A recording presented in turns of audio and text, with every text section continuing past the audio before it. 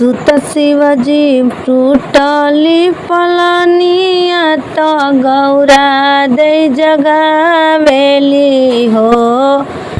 सुतेल शिवजी totally पलनिया त गौरा दे जगावेली हो।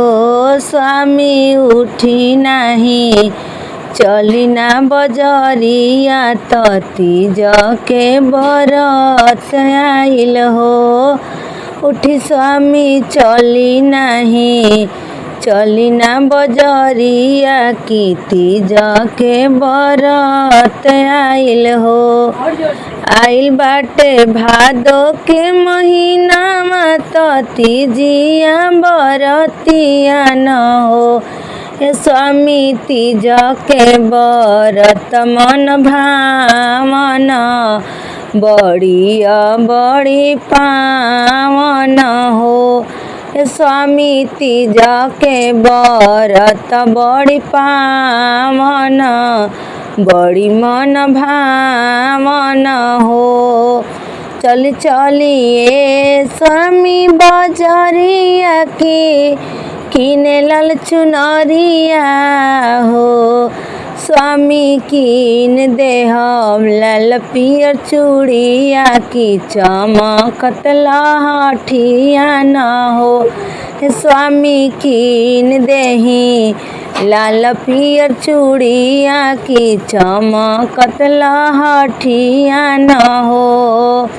सबती वही पेन्हेली चुनरिया की सोला हो सिंगारवा न हो। स्वामी हमहु जे पेन्हबो चुनरिया की लाल पियर चूड़िया न हो। कि स्वामी पेन्हबो जे हमहु चुनरिया त चमकत लहठिया न हो। हथवा में लाले लाल में हंदिया की गोड़ावा महावर हो। हथवा में लाले लाल में हंदिया की गोड़ावा महावर हो। स्वामी कोई के सोर हो सिंगारावा पूजन राउर करब पूजन राउर करब हो। करब स्वामी तीज के बरतिया की राउर उमर बढ़ी हो। पिया अमर रही हमरो से नूरावा की सलामत रही सुहागन हो।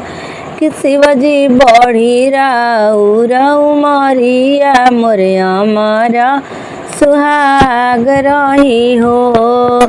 सुतेल शिवजी टूटली पलनिया की गौरा दे जगावेली हो। उठी स्वामी आइल बाटे तीज के बरतिया बरत बड़ी पावन हो।